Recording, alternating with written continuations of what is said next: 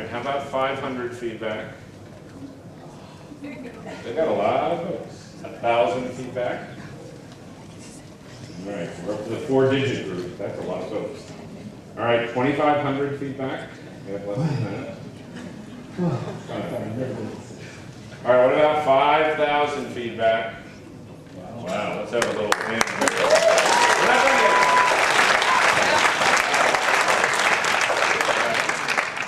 Let's go to 7,500.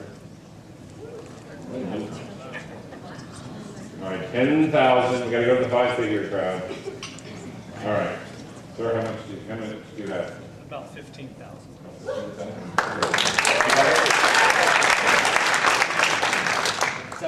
17,000. 16,700. 16,700. Do I hear? Yes. 14,000. 14,000. All right, wait. We gotta let Meredith say what her number is. 12,000. 12,000. Barely hit 10,000. All right, that's right. So that's great. Oh, I'm sorry. We have these bright lights, Brian. I'm sorry, gentlemen. That takes them down. We work together. We have tonight. We should make 20,000. Yeah.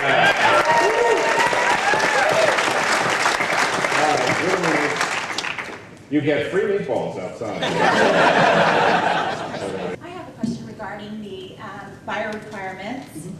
I have incorporated that in my business. I have a problem with a seller that sells the same products as I do, bidding up my products to get his auctions. I know who it is, and he keeps reinventing himself. He'll open new stores, and he keeps creating new accounts. So he bids on your things, does he pay for them? No, he never pays for them. And my requirements only allow a couple of items, because many of my purchases are multiple items. And 10% of my business, which is only about $3,000 or $4,000 a month, is through money orders, and so I don't want to do PayPal only because that is not an option. Is there any way to track these people down and really stop them? This has been ongoing. My unpaid items has gone up to 11% because of this jerk. We've actually had a couple of people arrested for doing it. It's a federal crime if they're doing it in interstate commerce. Often what it takes is a phone call from either somebody at eBay or somebody in law enforcement saying, look, cut it out. I got some good ones on this. Is this on now? Yes. Oh, good. The mic's yours. You brought a book.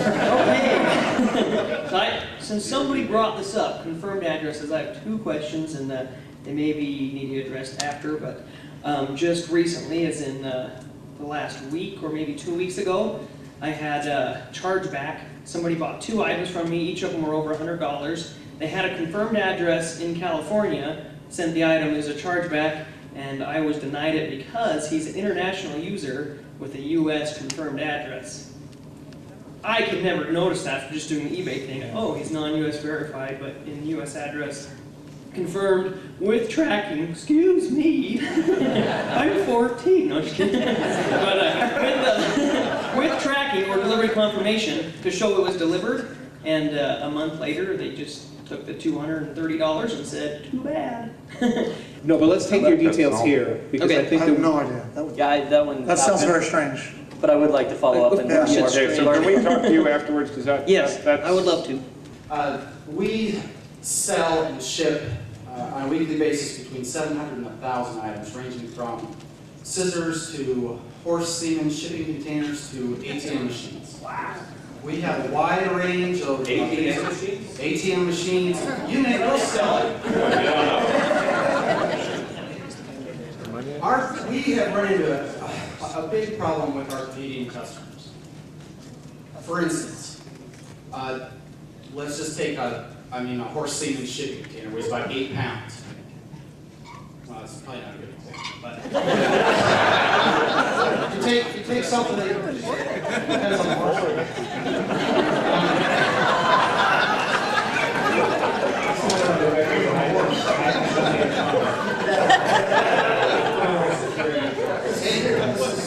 But we've run into situations, let's sit with a drum kit. This just recently happened.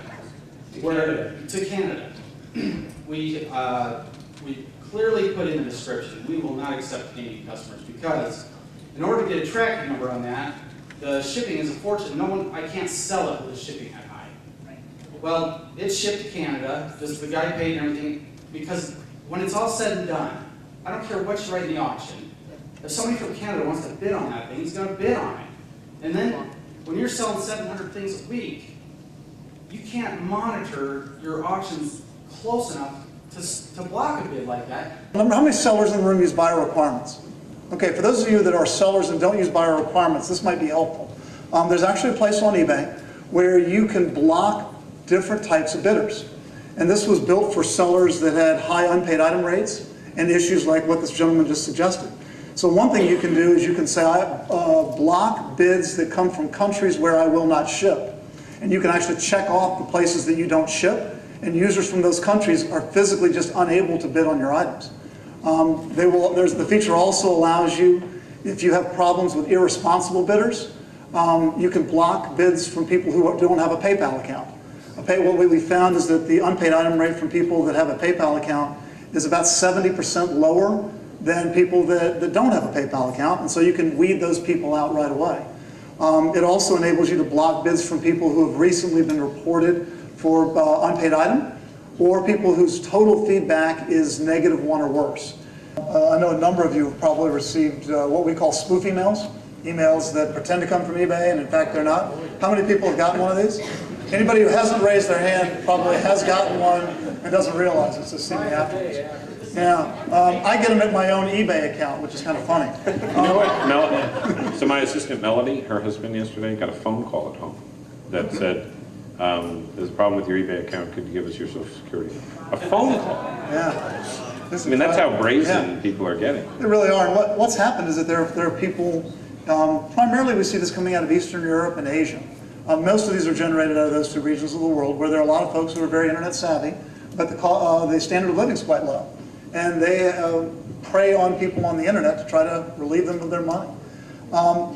Folks often ask me, Rob, what do I do when I get a spoof email? How many folks have forwarded them to spoof@ebay.com?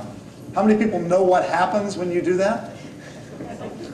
Let me take a minute and tell you, because a lot of folks say, does it do any good? Rob, am I wasting my time? You don't answer me. Yeah, and here's what happens. Your email goes to Salt Lake City, Utah, goes to Draper, where the team looks at the emails and looks at the fake website, because all these things take you to a fake website. We confirm that it's a fake website right here in Draper. And then we immediately contact the web hosting company that's hosting the fake site and tell them that they need to take it down immediately. Right now, it takes an average of 10.5 hours from the time we first get the first notice of a spoof site. On average, 10.5 hours later, the site's down. So that's pretty good. And the team really does a good job.